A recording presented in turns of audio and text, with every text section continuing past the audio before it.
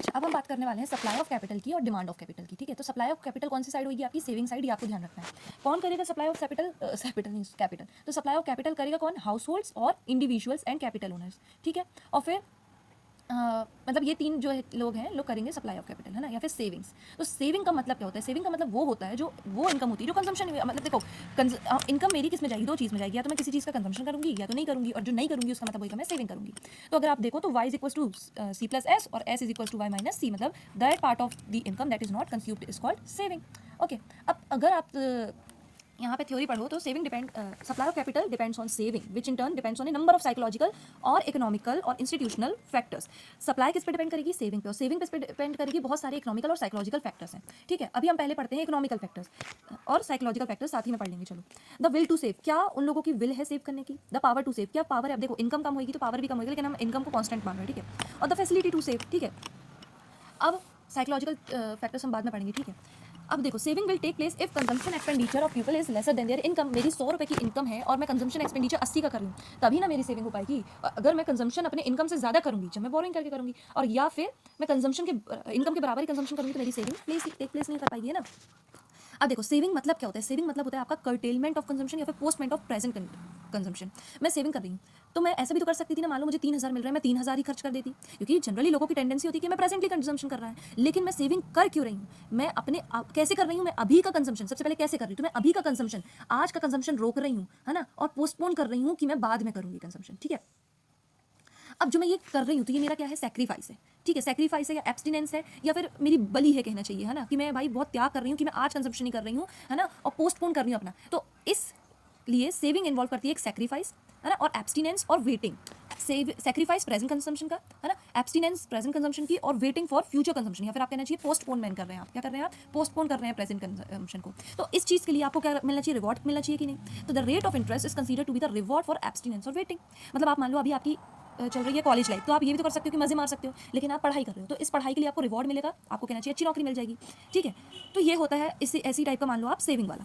तो हमारा जो इंटरेस्ट है वो क्या है? एक इंड्यूसमेंट है ना, ताकि हम लोगों को इंड्यूस कर सकें ताकि आप सेव करो, है ना, और अपनी प्रेजेंट कंजम्पशन को फॉरगो करो, मतलब कि आप अपने प्रेजेंट कंजम्पशन को थोड़ा रोक लो भाई, थोड़ा सेव कर लो, और जिसके लिए लोगों को क्या देना चाहिए पड़ेगा? रिवॉर्ड देना पड़ेगा, और वो रिवॉर्ड का काम कौन करेगा? इंटरेस्ट काम करेगा। अब लोग कैसे डिसाइड करेंगे कि हमें present consumption which involves no saving, है ना, मतलब हमें प्रेजेंटली कंजम्पशन करना है या फ्यूचर कंजम्पशन करना है विच रिक्वायर्स सेविंग? तो देखो ये डिटरमिन होगा आपका अपॉर्चुनिटी कॉस्ट से, है ना। अब देखो the individual has to take into consideration the opportunity cost for of each alternative, कि या तो मैं प्रेजेंटली सारा कंजम्पशन कर लूँ या तो मैं थोड़ा रुक जाऊँ और फ्यूचर का कंजम्पशन कर लूँ अपना। ठीक है, जो कि टाइम लगेगा जिसमें। Opportunity cost is measure by the ROI, rate of interest से हम अपॉर्चुनिटी कॉस्ट को क्या करेंगे? मेजर करेंगे। फॉर एग्जाम्पल अगर आप देखें current ROI is 5%, then by consuming ₹1 of income. Now देखो मान लो अभी मेरी जो आरओआई मार्केट में चल रहा है वो है 5%, तो अगर मैं अभी 1 रुपये का कंजम्पशन करती हूँ ना, तो अभी के 1 रुपये के लिए मैं अपना फ्यूचर का 1.05 सॉरी रुपीज़ क्या कर रही हूँ? 1 साल बाद का वो कर रही हूँ। ठीक है, मतलब छोड़ रही हूँ। जब अगर वो इंडिविजुअल, देखो इंडिविजुअल के पास पैसे कांस्टेंट है, तो पैसे कांस्टेंट है तो या तो वो अभी कंज्यूम कर सकता है या तो बाद में कंज्यूम करेगा। अब वो अपॉर्चुनिटी कॉस्ट देखेगा इन दोनों के बीच में। अगर रेट ऑफ इंटरेस्ट मान लो 5% है, तो अगर मैं अभी 100 रुपये कंज्यूम कर रही हूँ तो मैं फ्यूचर के 105 रुपये क्या कर रही हूँ? फॉरगो कर रही हूँ। समझ में आई बात आपको? ठीक है, अब रेट ऑफ इंटरेस्ट इससे पता लगता है कि जब जब रेट ऑफ इंटरेस्ट ज़्यादा रहेगा, है ना, तो ज़्यादा अपॉर्चुनिटी कॉस्ट रहेगी प्रेजेंट कंजम्पशन की as compare to the future consumption. मतलब अपॉर्चुनिटी कॉस्ट बढ़ी है, मतलब क्या है? आप फ्यूचर के 110 रुपये मान लो फॉरगो कर रहे हो आज के 100 रुपये खाने के चक्कर में, तो ये अपॉर्चुनिटी कॉस्ट बढ़ेगी। कब बढ़ेगी? जब रेट ऑफ इंटरेस्ट बढ़ेगा। इसलिए लोग क्या करेंगे? सेव ज़्यादा करेंगे, and as a result greater the inducement ज़्यादा होएगा, so to save out of the present income. ठीक है, अब आपको मेरे को समझ में आपको समझ में आ गया होगा मैं क्या कहना चाह रही हूँ। तो the saving is the function of rate of interest, ये हमें पता चल गया, क्योंकि अपॉर्चुनिटी कॉस्ट जो कि तय करवाएगी कि हमें प्रेजेंटली कंज्यूम करना है या फ्यूचर में कंज्यूम करना है, वो किस में मेजर हो रही है? आरओआई में। So saving is the function of rate of interest. और सेविंग और रेट ऑफ इंटरेस्ट के बीच में कौन सी रिलेशनशिप है? डायरेक्ट रिलेशनशिप है, मतलब इंटरेस्ट रेट बढ़ेगा तो ये एक्ट करेगा as an incentive to save more by providing a higher reward for waiting, है ना। तो हायर रेट ऑफ इंटरेस्ट मतलब ज़्यादा इंसेंटिव टू सेव मोर, है ना, और हायर रिवॉर्ड तो मतलब ज़्यादा सेविंग। तो there is a direct relationship between saving and rate of interest, और डायरेक्ट रिलेशनशिप है मतलब कर्व हमारा कैसा स्लोप करेगा? अपवर्ड स्लोपिंग रहेगा। ठीक है, the supply curve of capital और द सेविंग शेड्यूल, सेविंग या फिर आप सप्लाई कर्व भी बोल सकते हैं, is upward to the right which indicates higher the ROI, larger will be the saving and greater will be the supply of capital. ये line बहुत इंपॉर्टेंट है। ठीक है, फिर देखो आपको ये ग्राफ बनानी है, ये डायग्राम बनाना है। अब ये डायग्राम बनाओगे आप तो आपको लिखना है एक्स एक्सिस में हमने सेविंग लिया, वाई एक्सिस में हमने इंटरेस्ट रेट लिया है, क्योंकि एक्स एक्सिस में जो भी हम लेते हैं ना वो डिपेंडेंट रहता है जो कि वाई एक्सिस में होता है, और वाई एक्सिस में जो हम रहते हैं वो रहता है इंडिपेंडेंट ऑफ एक्स एक्सिस। तो सेविंग किस पे डिपेंड करी, इंटरेस्ट रेट पे डिपेंड करे, इसलिए हमने सेविंग को लिया। अब देखो सेविंग कर्व जैसे जैसे आप देखो इंटरेस्ट रेट बढ़ रहा है वैसे वैसे सप्लाई ऑफ कैपिटल या फिर सेविंग भी ले सकते, सप्लाई ऑफ कैपिटल भी ले सकते हैं, वो भी बढ़ रही है, ठीक है। तो कर्व कैसा रहेगा, अपवर्ड रहेगा। अब आपको समझ में आया अपवर्ड क्यों है, क्योंकि there is a direct relationship between these two, है ना। अब हम देखेंगे कि सेविंग कर क्यों रहा है इंसान, या फिर साइकोलॉजिकल बेसिस क्या है इंसान का सेविंग करने के पीछे। तो इसमें 3 कंसेप्ट्स हैं आपके, ठीक है, सॉरी 2 कंसेप्ट हैं आपके। एक है आपका एब्सटिनेंस थ्योरी जो कि दी थी नसाउ सीनियर ने, अच्छा नाम गलत ले रही हूँ तो माफ करना, ठीक है। तो एब्सटिनेंस थ्योरी क्या कहती है, saving involve sacrifice of present consumption, मतलब कि अगर इंसान सेव कर रहा है तो वो प्रेजेंट कंजम्पशन का क्या कर रहा है, सैक्रिफाइस कर रहा है फॉर द फ्यूचर। तो मतलब एक्ट ऑफ सेविंग क्या है हमारा, giving up the present enjoyment. मेरे को 100 रुपये मिल रहे हैं, मैं 20 रुपये सेव कर रही हूँ, तो मतलब मैं अपना प्रेजेंट कंजम्पशन का क्या कर रही हूँ, सैक्रिफाइस कर रही हूँ, बहुत त्याग कर रही हूँ, बलिदान दे रही हूँ। और act of giving up present enjoyment, मैं 20 रुपये का भी तो खा सकती थी, कुछ कुछ फुल्की चाट खा लेती मैं, है ना, लेकिन मैं क्या कर रही हूँ, त्याग कर रही हूँ। तो ये क्या है, एब्सटिनेंस है ना, सैक्रिफाइस है, ठीक है। तो people must be compensated for postponing pleasure और not consuming today. So interest is the reward for abstinence. ये किसने कहा, नसाउ सीनियर ने कहा in his theory abstinence theory, किसके अंदर, psychological factors that affect saving के अंदर, ठीक है। फिर क्लासिकल लॉजिक का क्या मानना था, सेविंग कैसे इन्वॉल्व करती है, वही सब लिखा देखो, सैक्रिफाइस, है ना। तो पीपल तभी सेव करेंगे जब उन्हें कुछ रिवॉर्ड मिलेगा, और रिवॉर्ड ज़्यादा मिलेगा तो ज़्यादा सेक्रीफाइस करेंगे लोग, मतलब ज़्यादा सेविंग करेंगे, मतलब ज़्यादा क्या होगी, सप्लाई ऑफ कैपिटल होगी, और डायरेक्ट रिलेशनशिप बनेगा यहाँ पे भी इंटरेस्ट रेट और सेविंग के बीच में। अब सेकंड थ्योरी आती है हमारी वेटिंग थ्योरी। वेटिंग थ्योरी दी थी एल्फ्रेड मार्शल ने। ये रिफाइनमेंट माना जाता है किसका, एब्सटिनेंस वाले वर्जन का। अब देखो एब्सटिनेंस साउंड करता है बहुत ज़्यादा क्या साउंड करता है, बहुत ज़्यादा मोरल या फिर साइकोलॉजिकल, मतलब बलिदान त्याग ये वो, तो ये बहुत ज़्यादा मोरल टाइप का साउंड करता है। तो इन्होंने रिफाइंड वर्जन बनाया एब्सटिनेंस का, और उन्होंने कहा पोस्टपोनिंग कंजम्पशन, मतलब कि हम पोस्टपोन कर रहे हैं, हम सैक्रिफाइस ऑफ प्रेजेंट कंजम्पशन नहीं कर रहे हैं, हम सैक्रिफाइस तो कर रहे हैं, लेकिन ये ऐसा भी तो है ना कि हम आगे चल के उसका फायदा भी तो उठाएंगे, तो हम प्रेजेंट कंजम्पशन को क्या कर रहे हैं, पोस्टपोन कर रहे हैं फॉर फ्यूचर कंजम्पशन। तो वेटिंग थ्योरी के अनुसार अब देखो एब्सटिनेंस मतलब सैक्रिफाइस, वेटिंग मतलब कि हम पोस्टपोन कर रहे हैं कंजम्पशन, है ना, for postponing present consumption for future consumption. और ये जो टाइम लैग है इसमें क्या इन्वॉल्व होगी, वेटिंग इन्वॉल्व होगी। अब जब जितनी ज़्यादा आप वेटिंग करवाओगे उतना ही ज़्यादा आपको डिस्कंफर्ट होगा, और डिस्कंफर्ट क्या रिक्वायर करेगा, रिवॉर्ड। तो interest is a reward for waiting, इन्होंने कहा वेटिंग थ्योरी में, और उन्होंने क्या कहा, interest is a reward for sacrifice और एब्सटिनेंस। तो ग्रेटर द डिस्कंफर्ट, तो ज़्यादा इंटरेस्ट रहेगा किसके लिए, ज़्यादा लंबी वेटिंग के लिए। अब आप समझ रहे हो, ठीक है। तो waiting is more realistic and neutral as compare to the word sacrifice और एब्सटिनेंस। सो अगर एक पर्सन सेव करेगा तो कंजम्पशन तो होगी, देखो सेविंग मैं कर रही हूँ 20 रुपये, लेकिन मैं उसको क्या इन्वेस्ट कर दूंगी, है ना, सेविंग इन्वेस्टमेंट में बदल जाएगा, हमारे क्लासिकल थ्योरी का तो यही मानना है। तो मुझे रेट ऑफ इंटरेस्ट भी तो मिलेगा, और मैं क्या करूंगी, अपना पोस्टपोन कर रही हूँ ना, मैं वहाँ फ्यूचर में कंजम्पशन करूंगी उसका। तो ये इंटरेस्ट क्या है, रिवॉर्ड है हमारी वेटिंग का, क्योंकि टाइम क्या होती है, टाइम के पास टाइम हैज़ वैल्यू, और टाइम एंड द कहना चाहिए आपको, waiting period involves discomfort. So that is why we need to pay something to the saver in order to compensate him or induce him for waiting for longer duration of time, ठीक है। to make them wait interest must be paid, तो longer waiting मतलब greater reward requires higher interest,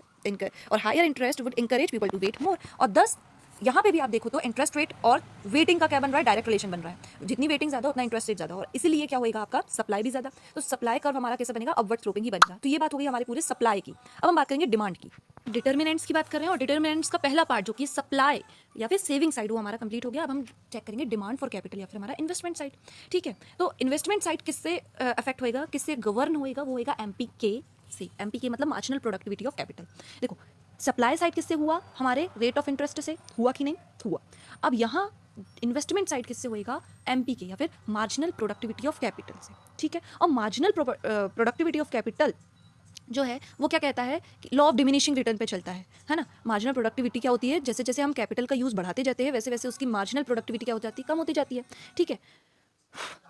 अब कम होती है तो इसका कैसा रिलेशनशिप बन रहा है, इनवर्स रिलेशनशिप बन रहा है, मतलब इनवर्स रिलेशनशिप बन रहा है, तो ये कौन सा होएगा, डाउनवर्ड स्लोपिंग होएगा, ठीक है। अब देखो सबसे पहले आप बताओ डिमांड कर कौन रहा है, तो डिमांड कर कौन रहा है, एंटरप्रेन्योर्स कर रहे हैं, फर्म्स कर रहे हैं, प्रोड्यूसर्स कर रहे हैं कैपिटल की डिमांड, है ना। अब डिमांड कर क्यों रहे हैं, कर कौन रहा है ये हो गया। अब कर क्यों रहे हैं, मशीनरी टूल्स बिल्डिंग टेक्नोलॉजी के लिए, और इनका बेसिस क्या होएगा डिमांड का, कि उन लोग जब तक डिमांड करेंगे जब तक इट यील्ड्स इनकम, है ना। और इनकम किस पे डिपेंड करेगी, आपके कंपेयर करेंगे लोग कॉस्ट और बेनिफिट को, कॉस्ट क्या बताएगा आपका रेट ऑफ इंटरेस्ट, और बेनिफिट क्या बताएगा आपका मार्जिनल प्रोडक्टिविटी ऑफ कैपिटल, है ना। और मार्जिनल प्रोडक्टिविटी ऑफ कैपिटल हमें पता है कि क्या होती जाती है, जैसे जैसे हम एडिशनल यूनिट ऑफ कैपिटल लगाते हैं वैसे वैसे उनकी एडिशनल प्रोडक्टिविटी क्या होती जाती है, कम होती जाती है, इसलिए हम कहते हैं मार्जिनल प्रोडक्टिविटी ऑफ कैपिटल क्या होती है, कम होती जाती है।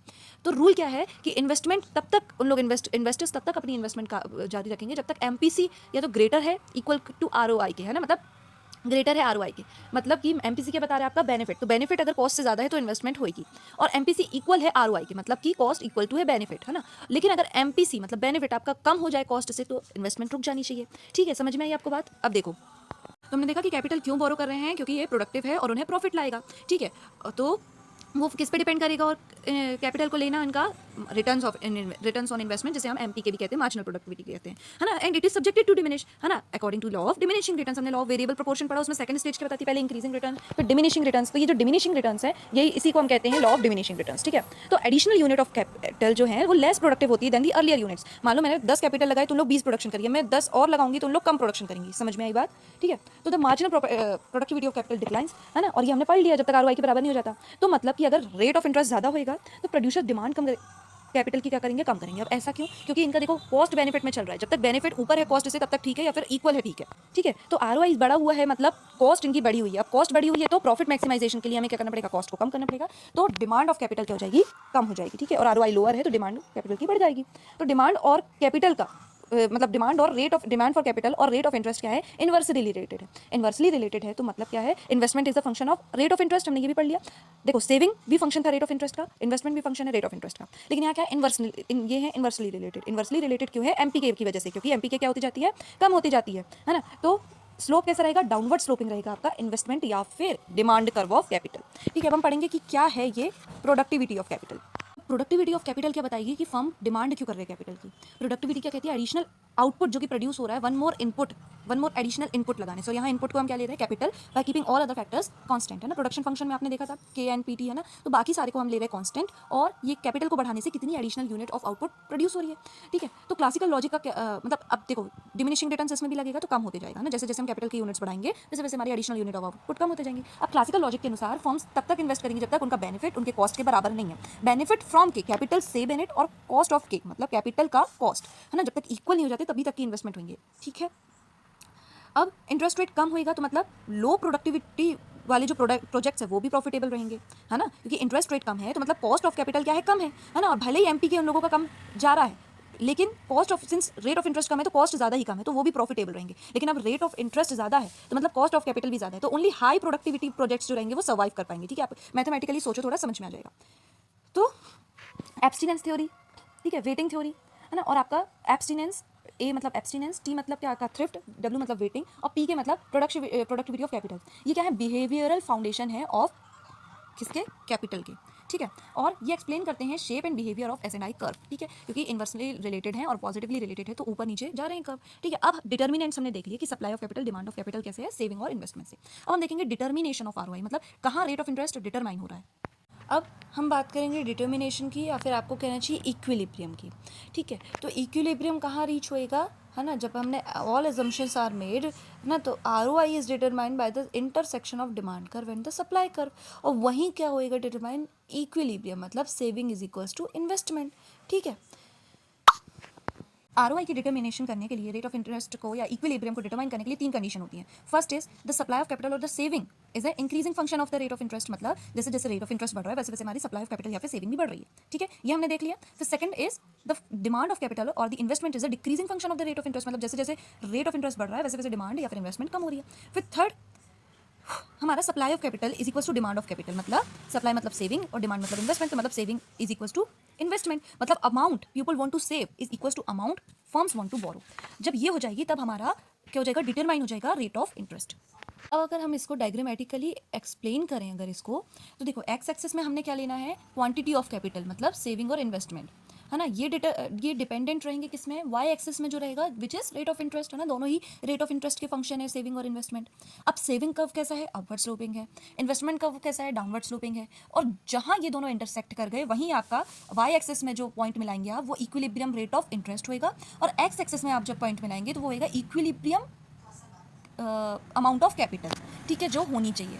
अब देखो अगर मैं आपको यहाँ एक्सप्लेन कर पाऊँ तो ये डायग्राम से आप देख रहे हो, इंटरेस्ट रेट है हमारा 1 2 3 4 5, डिमांड ऑफ कैपिटल कैसे रहेगी, कम होती जाएगी इंटरेस्ट रेट हाई होने से, और सप्लाई ऑफ कैपिटल बढ़ते जाएगी इंटरेस्ट ऑफ रेट हाई होने से। तो जब रेट ऑफ इंटरेस्ट है मान लो 3%, तो डिमांड ऑफ कैपिटल और सप्लाई ऑफ कैपिटल क्या है, इक्वल है, इक्विलिब्रियम रेट पे है, और यहाँ नीचे है इक्विलिब्रियम क्वांटिटी ऑफ कैपिटल। अब इंटरेस्ट रेट अगर बढ़ जाए और 4% हो जाए तो उसके सामने देखो डिमांड कितनी हो जाएगी, 50 लाख की हो जाएगी, और सप्लाई कितनी हो जाएगी, 70 लाख की हो जाएगी। मतलब रेट ऑफ इंटरेस्ट के बढ़ने से क्या हुआ, if the rate of interest rate is higher then the equilibrium saving would be more than the equilibrium investment, है ना। बिकॉज क्यों हो रहा है ऐसा, सेविंग बढ़ क्यों रही है, because competition among savers to land their funds, है ना। मतलब कि क्या हो रहा है कि लोग सप्लाई ज़्यादा करना चाह रहे हैं क्योंकि रेट ऑफ इंटरेस्ट उन्हें ज़्यादा मिल रहा है। अब ये कैसे ठीक होएगा? रेट ऑफ इंटरेस्ट क्योंकि फ्लेक्सिबल है वो नीचे आएगा। क्यों आएगा? क्योंकि there is a competition among savers to land their funds will push the interest rate down. अब मान लो 100 सेवर्स हैं, है ना, और मान लो 20 सिर्फ इन्वेस्टमेंट फर्म्स है ना, या फिर फर्म्स हैं, तो फर्म्स क्या चाह रही हैं? डिमांड कर रही हैं कम, लेकिन सेवर्स क्या चाह रहे हैं कि सप्लाई ज़्यादा हो। अब सप्लाई ज़्यादा कब होगी? जब लोग जो जितना सेव करना चाह रहे हैं उतना फर्म्स बुलाएं भी, तो रेट ऑफ इंटरेस्ट वापस से क्या हो जाएगा? कम हो जाएगा, 3% में आ जाएगा। अब मान लो रेट ऑफ इंटरेस्ट क्या हो गया? कम हो गया, 2% हो गया, तो डिमांड कितनी हो रही है? ज़्यादा हो रही है, और सप्लाई क्या हो रही है? कम हो रही है ना। तो if the interest rate is lower, investment is greater than saving, है ना, यही हो रहा है। फिर competition among borrowers for scarce fund will push the rate up. मतलब अब यहाँ 100 लोग बोरो करने वाले और सिर्फ 20 लोग हैं देने वाले। सिचुएशन में भी क्या होएगा कि रेट ऑफ इंटरेस्ट क्या हो जाएगा? वापस से बढ़ जाएगा, सॉरी कम हो जाएगा, ठीक है, ये बात ध्यान रखना।